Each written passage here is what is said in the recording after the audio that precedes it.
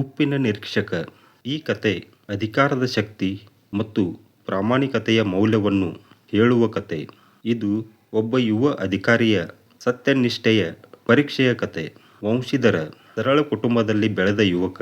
ಅವನ ತಂದೆ ಹೇಳುತ್ತಿದ್ದ ಸತ್ಯವೇ ಮನುಷ್ಯನ ದೊಡ್ಡ ಸಂಪತ್ತು. ವಂಶೀಧರನಿಗೆ ಸರ್ಕಾರದ ಕೆಲಸ ಸಿಕ್ಕಿತು. ಅವನು ಉಪ್ಪಿನ ನಿರೀಕ್ಷಕ ಎಂದು ನೇಮಕವಾಗಿತ್ತು. ಮನೆಯವರು ಸಂತೋಷಪಟ್ಟರು. ಆದರೆ ವಂಶೀಧರ ಗಂಭೀರನಾಗಿದ್ದ. ತಂದೆ ಹೇಳಿದರು, ಲಂಚ ತಗೋಬೇಡ, ಸತ್ಯ ಮಾರ್ಗ ಬಿಟ್ಟು ಹೋಗಬೇಡ. ವಂಶೀಧರ ಸ್ಥಿರವಾಗಿ ಅದನ್ನು ಹೃದಯದಲ್ಲಿ ಇಟ್ಟುಕೊಂಡ. ಉಪ್ಪಿನ ಸಾಗಣೆ ಮೇಲೆ ವಂಶೀಧರನ ಕಣ್ಣ ಇಟ್ಟ. ಅಕ್ರಮ ನಡೆಯುತ್ತದೆ ಎಂದು ಅವನಿಗೆ ತಿಳಿಯಿತು. ಅಕ್ರಮ ವ್ಯಾಪಾರಿಯ ಹೆಸರು ಪಂಡಿತ್ ಆಲೋಪಿದ್ದೀನ್. ಹಣ, ಅಧಿಕಾರ, ಪ್ರಭಾವ ಎಲ್ಲವೂ ಅವನ ಕೈಯಲ್ಲಿತ್ತು. ಆಲೋಪಿದ್ದೀನ್ ವಂಶೀಧರನಿಗೆ ಲಂಚ ನೀಡಲು ಪ್ರಯತ್ನಿಸಿದ. ಹಣ ತೆಗೆದುಕೋ, ನಿನ್ನ ಕೆಲಸ ಸುಲಭವಾಗುತ್ತದೆ. ವಂಶೀಧರ ಗಟ್ಟಿಯಾಗಿ ಹೇಳಿದ, ನನ್ನ ಕರ್ತವ್ಯವನ್ನು ನಾನು ಮಾರಿಕೊಳ್ಳಲಾರೆ.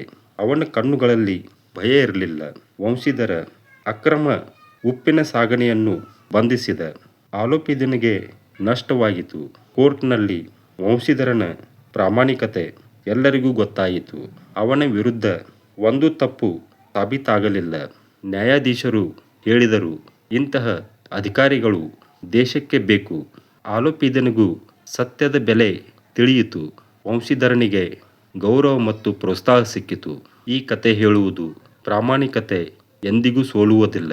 ಹಣ, ಅಧಿಕಾರ ಕೊಡಬಹುದು, ಆದರೆ ಗೌರವ ಸತ್ಯದಿಂದ ಮಾತ್ರ ಸಿಗುತ್ತದೆ.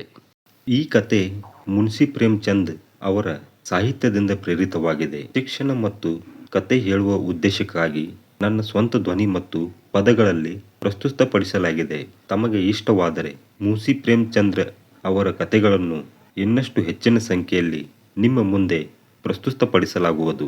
ಲೇಖಕರು ಮುನ್ಷಿ ಪ್ರೇಮ್ಚಂದ್. ಧ್ವನಿ ಶಿವಕುಮಾರ್ ಕುಂಬಳಾಳೆ. ತಮ್ಮೆಲ್ಲರಿಗೂ ಸ್ವಾಗತ, ಸುಸ್ವಾಗತ. ನಾನು Shivakumar Kumbalale. Searched Kannada books audio and video channel. Kannada stories searched style. ನಮ್ಮ ಕನ್ನಡ ಸಾಹಿತ್ಯವನ್ನು ವಿಶ್ವದಾದ್ಯಂತ ಹರಡೋಣ. ಜೈ ಕನ್ನಡ, ಜೈ ಕರ್ನಾಟಕ ಮಾತೆ, ಜೈ ಕರ್ನಾಟಕ.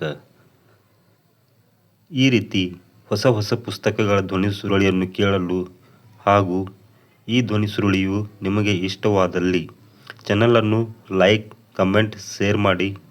ಚಾನಲನ್ನು ಸಬ್ಸ್ಕ್ರೈಬ್ ಮಾಡಿ, ಬೆಲ್ ಐಕಾನ್ ಒತ್ತಿ. ಧನ್ಯವಾದಗಳು.